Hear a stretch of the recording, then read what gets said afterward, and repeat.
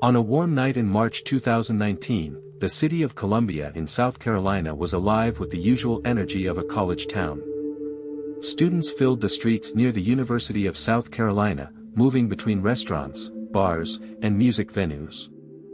For many of them, it was just another night out with friends. Among those students was a 21-year-old political science major named Samantha Josephson. Friends and family described Samantha as bright, ambitious, and full of life. She had grown up in New Jersey and moved to South Carolina to attend college. Like many students at the university, she had big dreams for her future. Samantha was especially interested in law and international affairs. Those who knew her said she hoped to one day attend law school and build a career helping people. She was known for her warm personality and strong connections with her friends. She loved traveling, spending time with family, and exploring new opportunities. On the evening of March 29, 2019, Samantha went out with friends to celebrate the weekend. They spent time at several popular locations near the university. The area was busy with students enjoying the nightlife that Columbia was known for. Everything about the evening seemed normal. But the night would soon take a tragic turn. Around 2 a.m., Samantha and her friends left a bar and prepared to head home. Like many students, Samantha planned to use a ride-share service to get back to her apartment. Ride-share apps had become extremely common among college students because they were easy, affordable, and usually safe. Samantha opened the app on her phone and requested a ride. A car was supposed to arrive shortly to pick her up. Her friends watched as she waited outside. Within minutes, a black Chevrolet Impala pulled up near the location where Samantha was standing. Believing this was the car she had requested, Samantha entered the vehicle. But the driver of that car was not the person the ride-share app had assigned. The man behind the wheel was Nathaniel Rowland. Investigators would later determine that Nathaniel Rowland was not a registered ride-share driver. He had not been called through the app. Instead, prosecutors believed he had been driving through the area looking for an opportunity. When Samantha entered the car, she likely believed she was beginning a normal ride home. But according to investigators, the moment she closed the door, she had unknowingly entered a deadly situation. Inside the vehicle, Samantha soon realized something was wrong. Evidence later suggested that she attempted to escape from the car. Investigators would eventually discover signs that she had fought desperately to get out. But the doors of the vehicle had been modified so they could not easily be opened from the inside. This detail would later become one of the most disturbing discoveries in the case. Meanwhile, Samantha's friends believed she had safely left in her ride. But as the hours passed, something began to feel wrong. The next morning, Samantha's roommates noticed that she had never returned home. They tried calling her phone. There was no answer. Messages went unanswered as well. Concern quickly began to grow among her friends. This behavior was completely unlike Samantha. She was someone who usually stayed in contact with the people close to her. Soon, her friends contacted authorities and reported her missing. Police in Columbia immediately began investigating the disappearance. Because Samantha had last been seen near a busy nightlife district, investigators began reviewing surveillance cameras in the area. They collected video footage from nearby bars, restaurants, and street cameras. Slowly, detectives began reconstructing Samantha's final movements that night. The footage showed Samantha standing outside the bar waiting for her ride. Then they saw the black Chevrolet Impala pull up to the curb. Moments later, Samantha entered the car. But investigators quickly discovered something alarming. The license plate of the car did not match the ride-share vehicle assigned through the app. This meant Samantha had entered the wrong vehicle. Detectives now knew that the driver of that car had likely taken her somewhere. But who was he? And where had he gone? Police began tracking the license plate captured on the surveillance footage. The registration led them to a man named Nathaniel Rowland. Rowland was a local resident who had a criminal history. Investigators soon discovered that he had been driving around the area during the same time Samantha disappeared. Now detectives had a suspect. But they still did not know where Samantha was. The search for her quickly became urgent. Law enforcement agencies began organizing search teams across the region. Officers searched wooded areas, roadsides, and abandoned locations around Columbia. Volunteers from the community joined the effort. Friends and family members shared Samantha's photo across social media, hoping someone might have information about her location. The story quickly spread across the country. News networks began reporting on the missing college student. Meanwhile, detectives continued focusing on Nathaniel Rowland. They located his vehicle and began examining it carefully. Inside the car, investigators discovered evidence that confirmed their worst fears. The vehicle contained traces of blood. Personal items belonging to Samantha were also found inside. At that moment, the investigation changed completely. What had begun as a missing persons case was now being treated as a homicide investigation. But the most heartbreaking discovery was still to come. Because just a few hours later, investigators searching a rural area outside the city would find something that confirmed the tragic outcome of Samantha Josephson's final ride. After investigators confirmed that the black Chevrolet Impala seen in surveillance footage belonged to Nathaniel Rowland, the search for Samantha Josephson became even more urgent. Police in Columbia, South Carolina understood that every hour mattered. A 21-year-old college student had disappeared during what should have been a routine ride home. Now detectives believed she had entered the wrong vehicle. And the man driving that car had quickly become the primary suspect. Investigators immediately began gathering more information about Nathaniel Rowland. They checked his criminal background, previous arrests, and known locations. What they found raised serious concerns. Rowland had a history of legal trouble and had previously been arrested for various offenses. Although none of his earlier crimes were connected to a case like this, detectives knew they needed to move quickly before any evidence could disappear.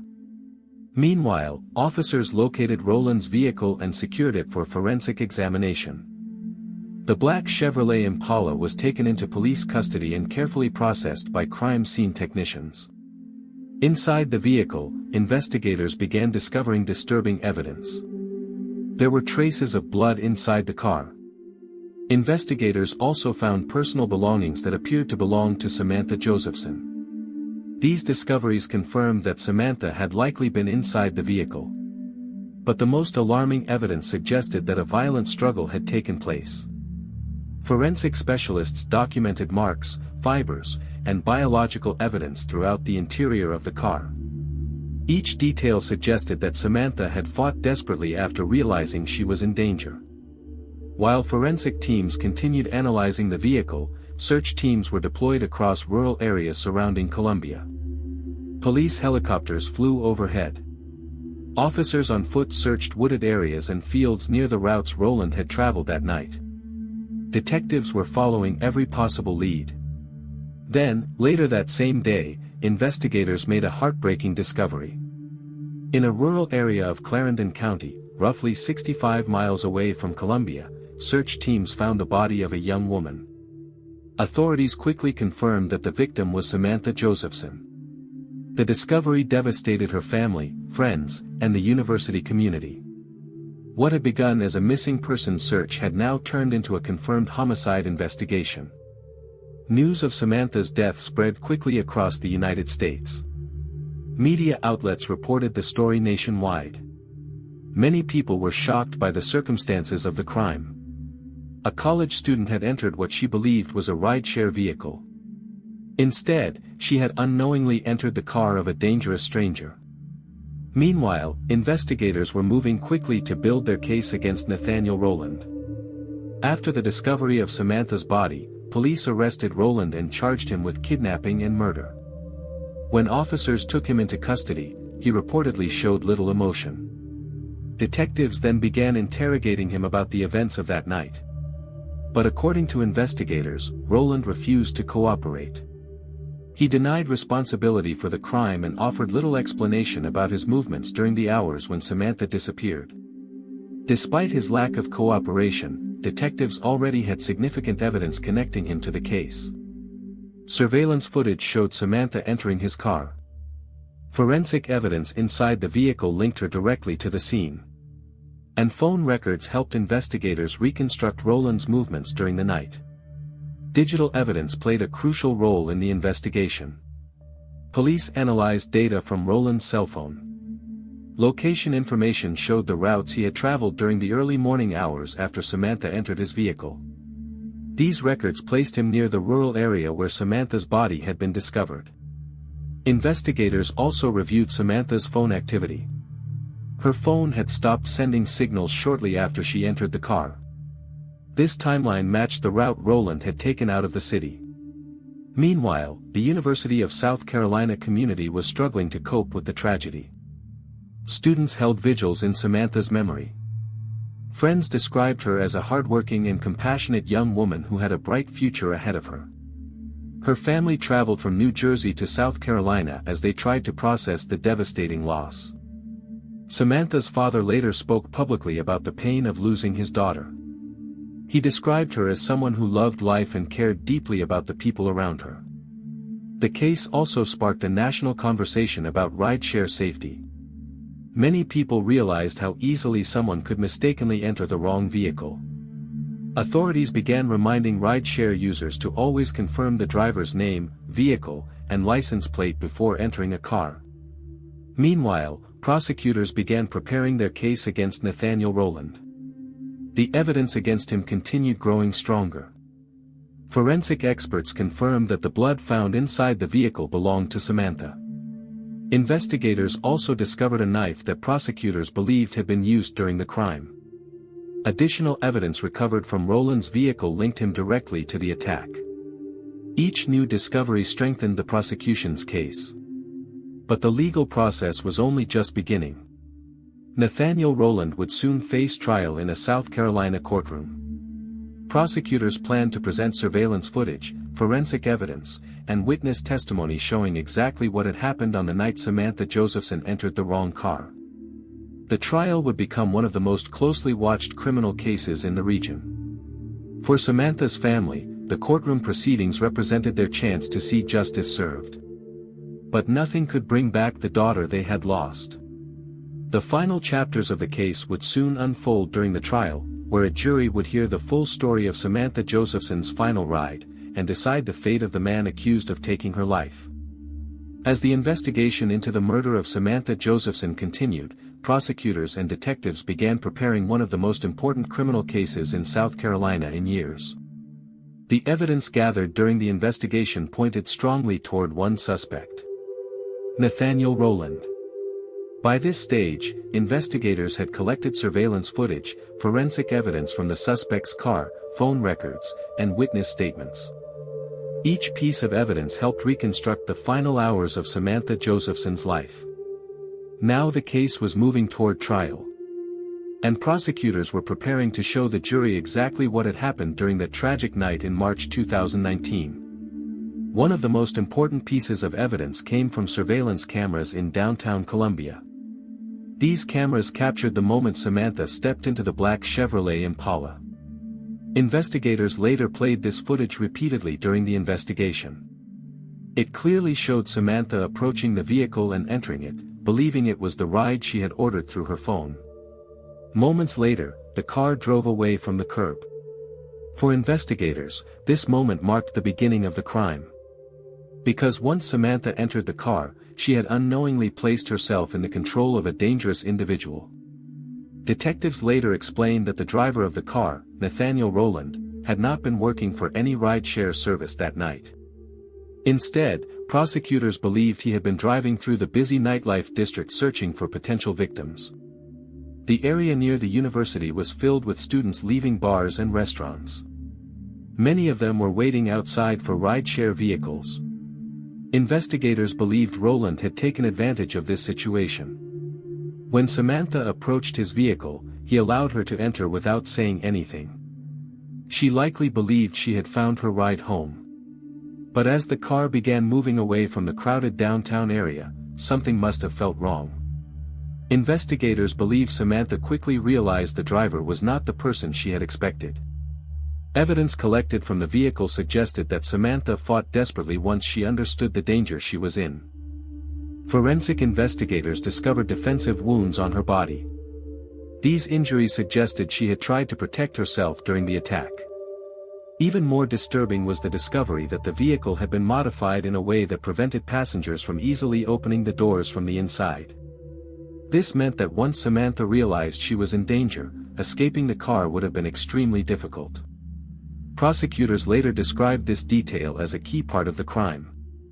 It suggested that the suspect may have intentionally prepared the vehicle to prevent victims from escaping. Meanwhile, investigators continued examining Nathaniel Rowland's movements during the night of the crime. Using cell phone data and surveillance cameras along major roads, detectives were able to track the route his car had taken after leaving downtown Columbia. The data showed that Rowland drove out of the city and into a more rural part of the state. This route eventually led investigators to Clarendon County, where Samantha's body had been discovered. Forensic evidence found at that location also played a critical role in the case. Investigators recovered physical evidence linking the scene to Rowland's vehicle. This evidence helped confirm that the rural area was the location where the attack had ended. While detectives were gathering evidence, prosecutors were preparing to bring the case to court. They knew the trial would attract national attention. The story of a college student who had mistakenly entered the wrong car had shocked the country. Many people followed the investigation closely, hoping the legal system would deliver justice. Meanwhile, Nathaniel Rowland remained in custody as the trial approached. According to investigators, he continued denying responsibility for the crime. He did not provide a full explanation for the evidence that had been discovered. Because of this, prosecutors focused on building a case based entirely on the physical evidence and timeline. They planned to present the surveillance footage showing Samantha entering the vehicle. They would also present forensic evidence from inside the car and the rural crime scene. Additionally, digital data from cell phone towers would show Rowland's movements during the night of the crime. Together, these pieces of evidence formed a powerful narrative that prosecutors believed would convince a jury. As the trial date approached in 2021, the University of South Carolina community continued honoring Samantha Josephson's memory. Students organized events to raise awareness about rideshare safety. Friends and classmates spoke publicly about the importance of checking license plates and driver information before entering a vehicle. Samantha's family also began advocating for stronger safety measures for rideshare services. Their goal was to prevent similar tragedies from happening to other students. Despite the pain they were experiencing, they focused on turning their daughter's story into a lesson that could save lives. But before those changes could happen, the courtroom trial would determine the fate of Nathaniel Rowland. The jury would soon hear the evidence gathered by investigators. They would see the surveillance footage. They would learn about the forensic discoveries inside the vehicle.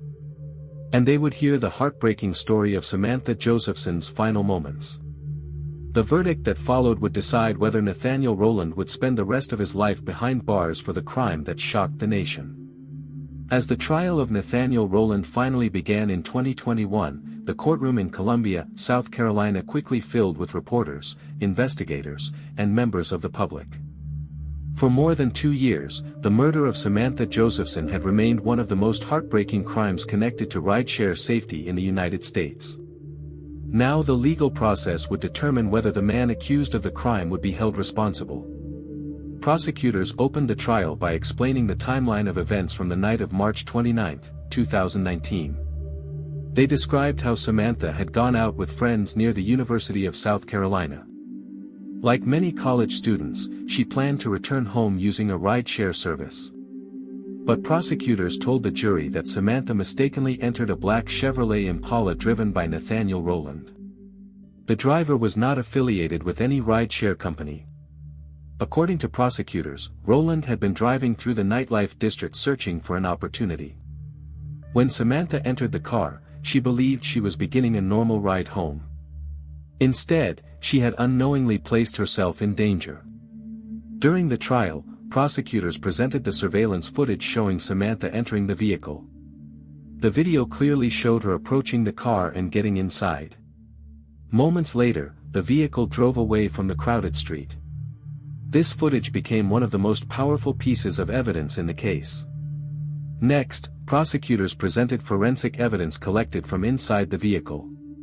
Investigators had discovered blood belonging to Samantha Josephson in multiple areas of the car. Crime scene experts explained to the jury that the pattern of the blood indicated a violent struggle had taken place. They also described the modifications made to the car doors that prevented them from easily opening from the inside. According to prosecutors, this detail suggested that the suspect may have intentionally created a situation where a passenger could not escape once inside the vehicle. Digital evidence also played a crucial role in the trial. Prosecutors showed cell phone records and location data that tracked Rowland's movements during the early morning hours after Samantha entered the car. These records showed that his phone traveled from Columbia toward the rural area in Clarendon County. That same area was where investigators had later discovered Samantha's body.